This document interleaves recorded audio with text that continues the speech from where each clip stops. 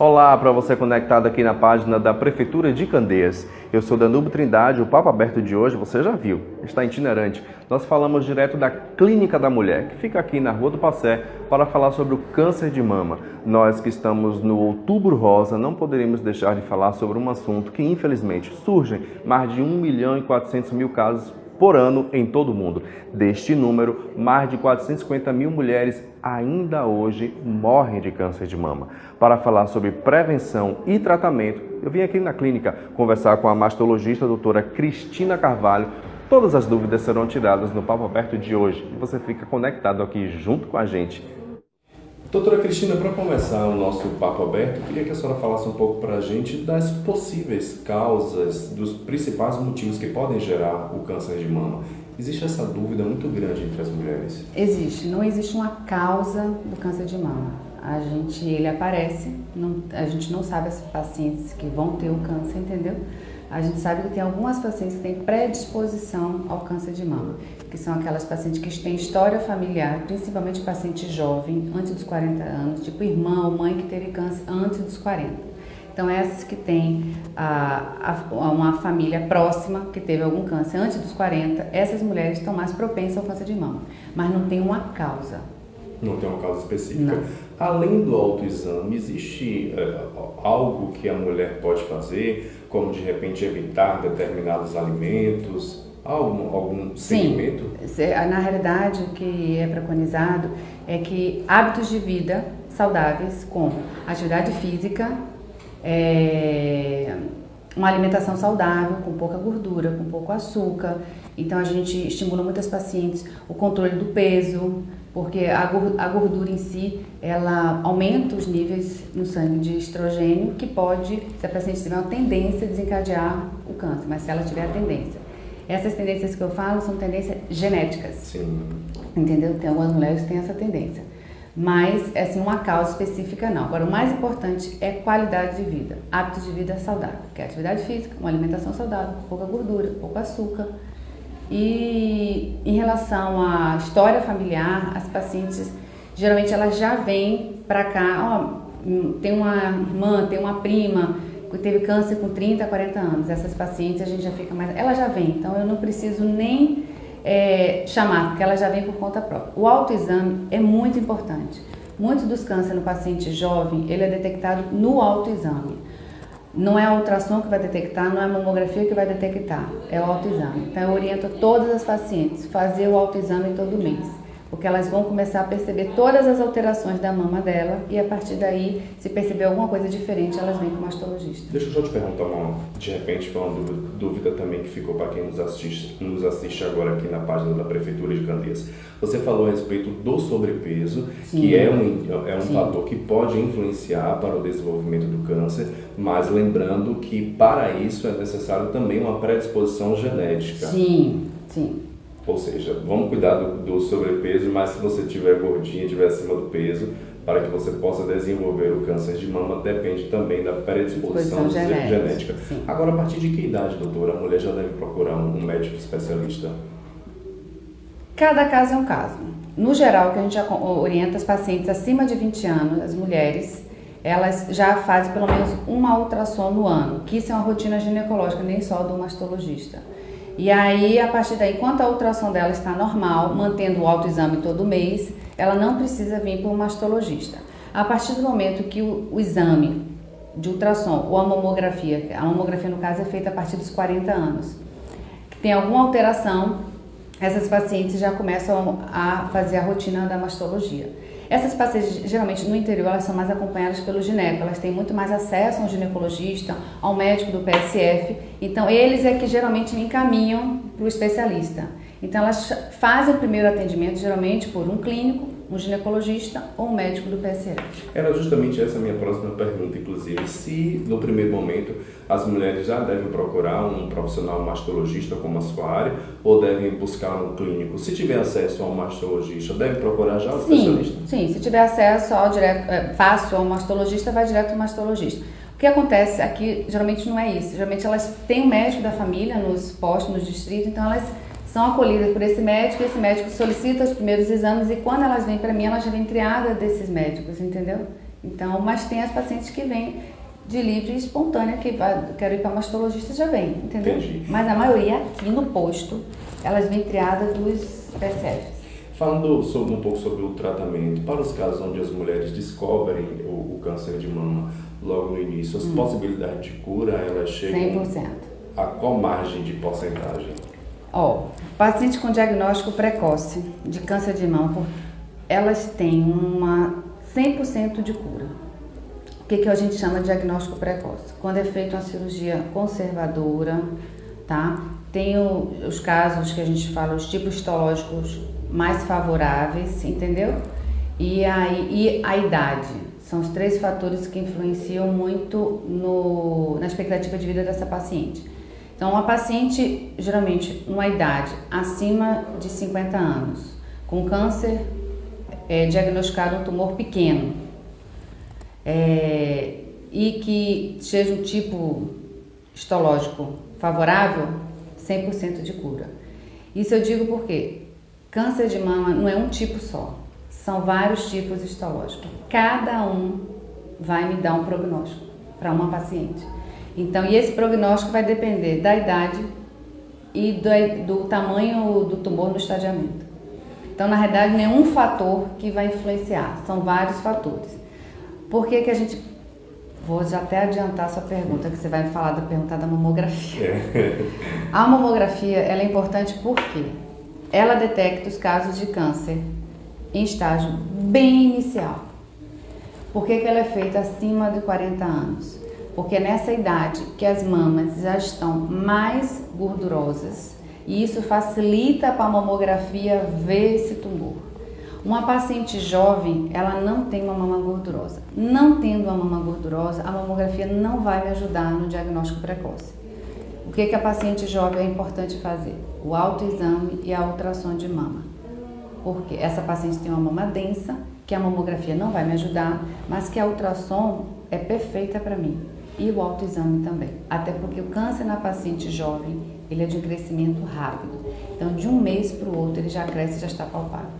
Agora, vamos imaginar uma pessoa que esteja nos assistindo agora que teve um câncer de mama. Existem casos de reincidência desse câncer voltar? Sim. E por que acontece isso? Tem alguns fatores que influenciam, que a gente chama da recidiva do câncer de mama. Tem os tipos histológicos que são mais propícios a retornar. Geralmente eles retornam dentro de 2 anos do diagnóstico. Depois de 2 anos é mais difícil de ter essa recidiva, tá? Agora, tem os tipos histológicos que a gente diz que são os tipos histológicos do tipo que a gente sempre brinca com as pacientes. Tem um bonzinho, tem um ruinzinho. O bonzinho é mais tranquilo, o risco de recidiva é mínimo, entendeu? Mas todas as pacientes de câncer de mama são acompanhadas por 5 anos. E os ruinzinhos, esses sim, têm uma chance maior de recidiva dentro de 2 anos. A gente orienta elas sempre a fazer um acompanhamento, elas ficam vindo com a gente no início de 4 em 4 meses, depois elas passam de 6 em 6 meses, depois elas passam anual. Mas isso é até 5 anos. Elas ficam vindo de 4 a 6 meses para o mastologista para acompanhar, para ver justamente se ele voltou. Voltou. O apoio da família, doutora, é importante? Muito importante. Agora eu vou dizer dos maridos. Os maridos, que eu chamo muito as pacientes, quando eu faço o diagnóstico de câncer, eu sempre chamo os filhos, os maridos. Por quê? Porque eles têm que ajudar a dar força a ela a aguentar todo o tratamento, porque é um tratamento cirúrgico, é um tratamento de quimioterapia, de radioterapia, é um tratamento que dura de 6 meses a 1 ano. Ela precisa estar com a autoestima dela alta para poder aguentar toda essa jornada do tratamento. E a família, os maridos, é muito importante. Eu sempre peço para eles ajudarem, acompanharem. Por quê? Porque é importante nessas horas ter um ente querido ao seu lado. E isso ajuda muito no tratamento. Então eu peço, e toda vez eu sempre chamo a família, chamo a irmã, a filha, quem está mais próximo, para sempre acompanhar essas pacientes. Porque realmente a gente sabe que o diagnóstico já é difícil, o tratamento já é difícil. Então a gente precisa sempre de um apoio. Então eu peço sempre a família e os maridos. Porque eu falo, sempre brinco com os maridos.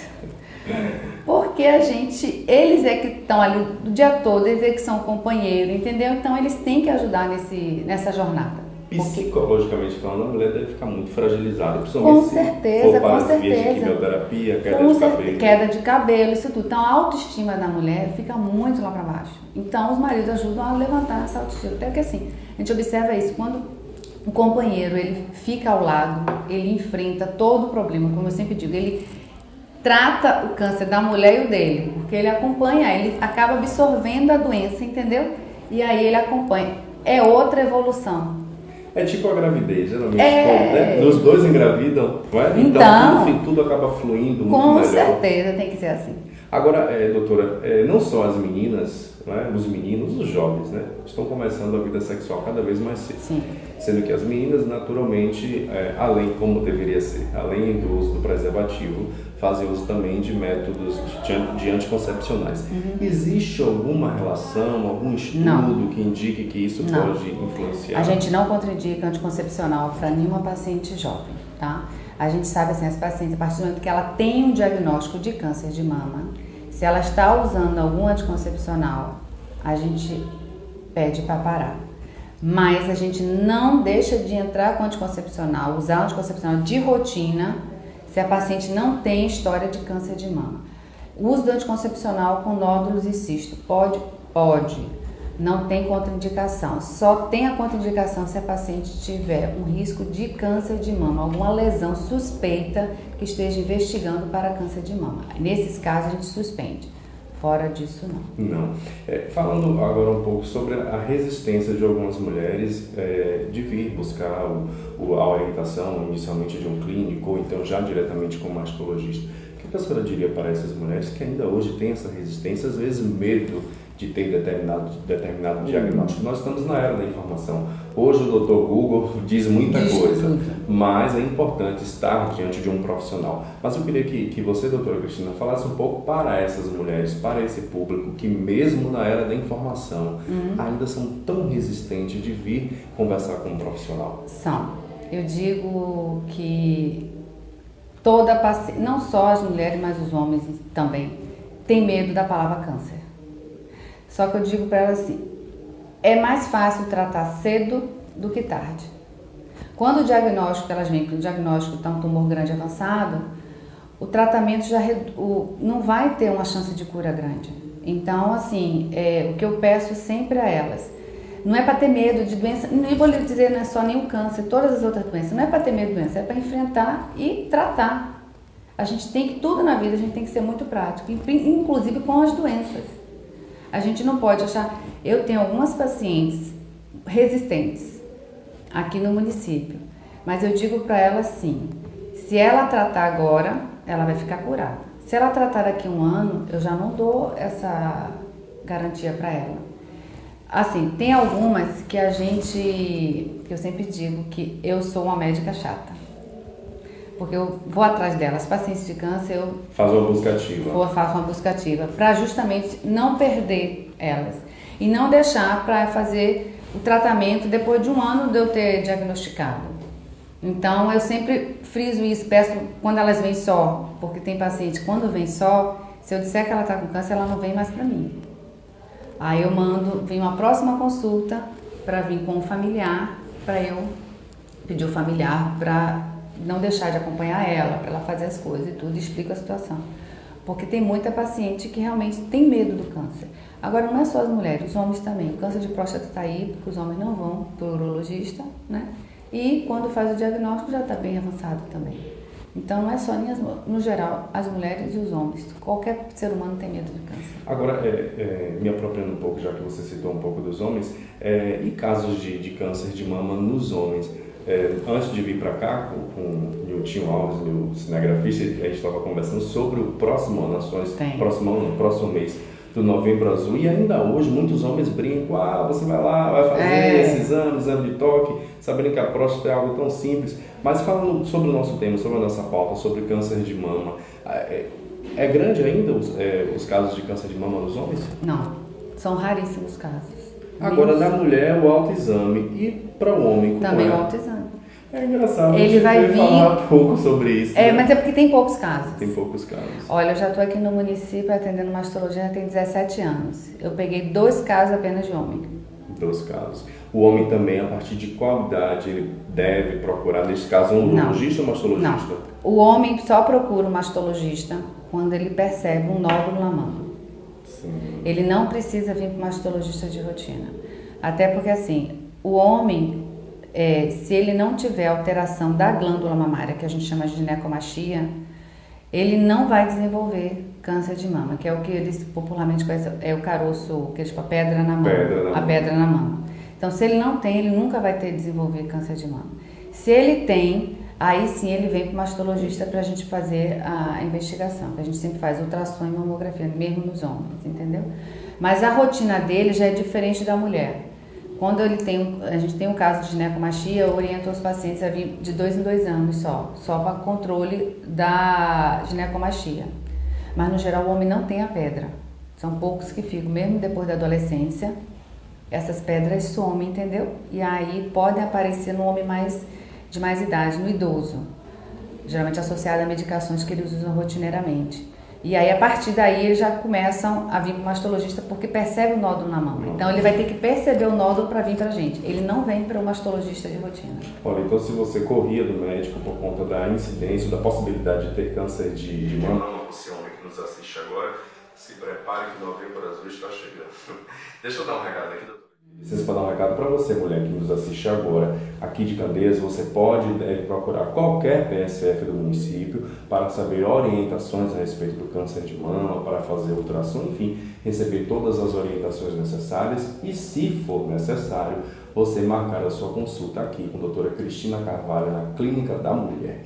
Doutora Cristina, eu quero te agradecer pela entrevista, abrir espaço para suas considerações finais, você que fala de forma tão clara, tão objetiva e com certeza envolve não só a mulher, mas toda a família nos casos em que haja necessidade de fazer um tratamento.